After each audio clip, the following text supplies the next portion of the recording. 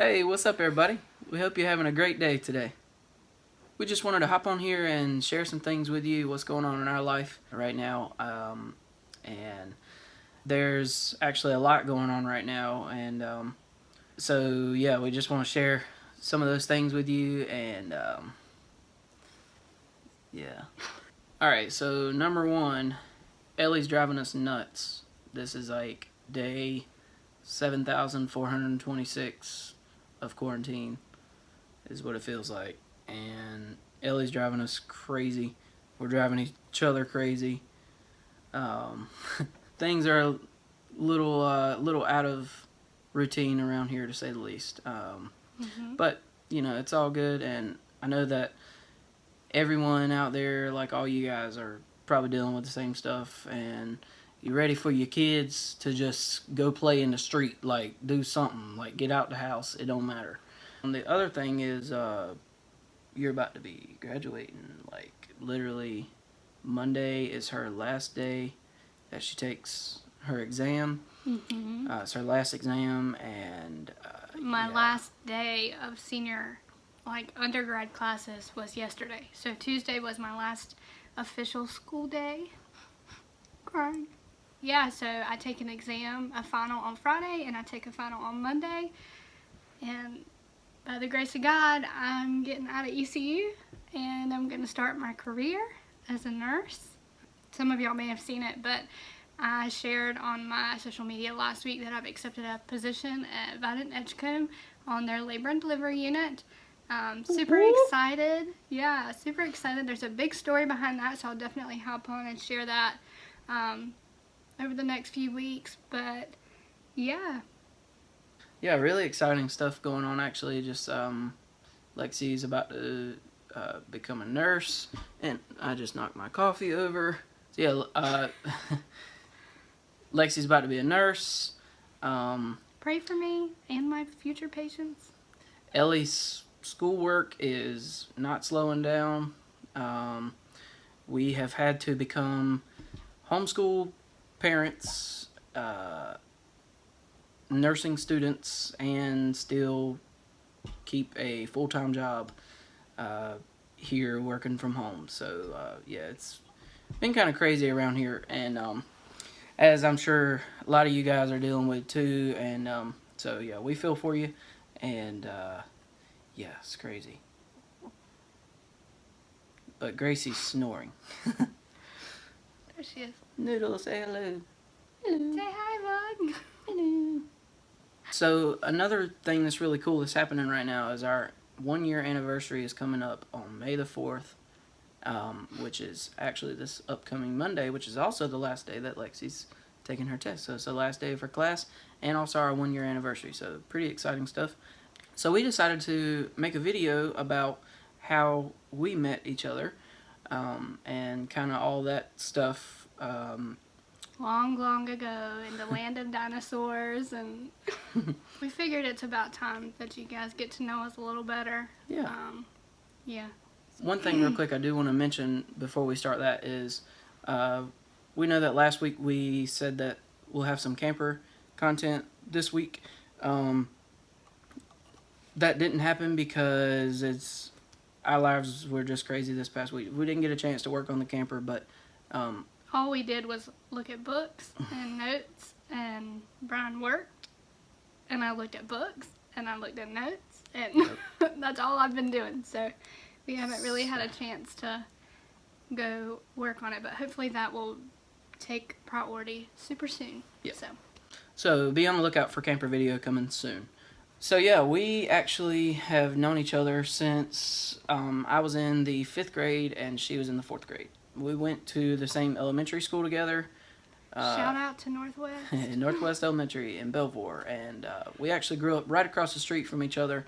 She lived here, and I lived like right there. So, but we didn't know that until way later in life. Yeah, so I mean, we knew of each other in elementary school, but we didn't really start talking to each other until we were in our teenage years.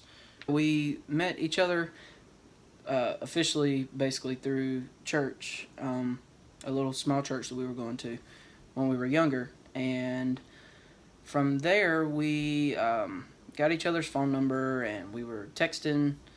Little flip phones. So this is where it gets juicy. You were... So we had been going to church and like talking to each other, and like he would text me and I would text him, and I thought we were like really like on a good level. And let me just tell y'all that Brian was a player. Back in his day when he wasn't as old as he is now. No, I'm just joking, we're not old. So we were talking and we were texting and, you know, like genuinely interested in each other. And so he invited me to go to his 16th birthday party. And mind, I'm a year and some change, 2 years younger than Brian, so I was probably 14 at the time. So I had to get a ride because we had moved at this point. So I was across town. So I had to get a ride to Brian's house for his little party. I even took my hard-earned $20, bought him a Sheetz gift card for gas. I got him a little card. You know, all kinds of things. I was going to the party. I was so excited. And then I get to the party, and this fool doesn't talk to me the entire night.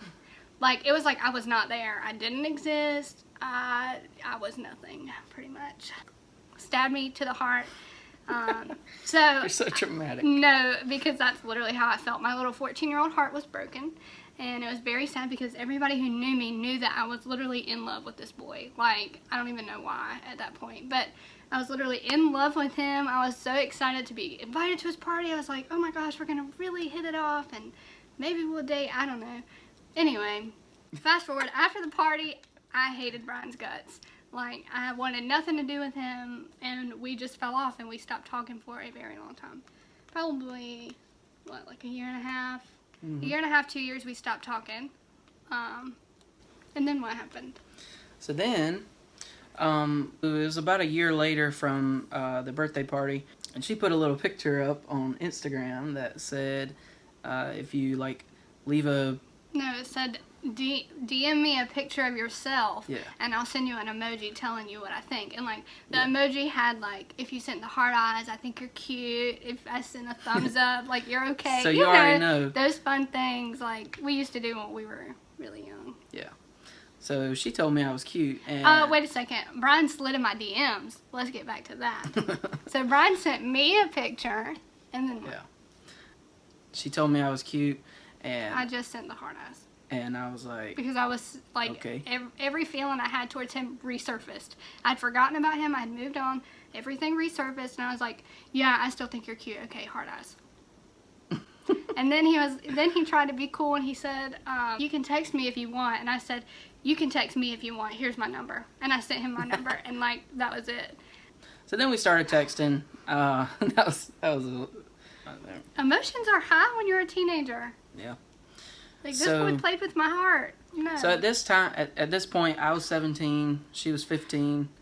Yeah, so we started texting, and we ended up, it was right towards the end of the school year that we started talking that year. It was my junior year and her sophomore year of high school. So we planned a little date for the last day of school. Well, it was like not really a date at the time. Like, we weren't really calling it a date, but it was like, let's hang out on the last day of school. I'll pick you up from your house, and we can go to Sonic, and we'll get some slushies or something, like, I don't know. And so then on the last day of school, I picked her up from her house. You pulled in the wrong driveway. Pulled in the wrong driveway first, which it was kind of hard to, like, see it. It was dark. It was really dark. It was my neighbor's house. It wasn't mine. Yeah, so I pulled in her driveway after that, and What was your first thought? I was telling myself, I was like, if she's taller than me, then I can't do it, because I just can't. I don't know. It's something about, like, I mean, looking back on it, that was really stupid to think, but, like, you know, it's just So shallow. In my head, that was what I was thinking. So yeah, I picked her up, and we went to Sonic, and we got some slushies, and it was a lot of fun. We had a lot of fun that night, and Did a lot of talking. Yeah, Probably didn't get back until really late. Sorry, Mom.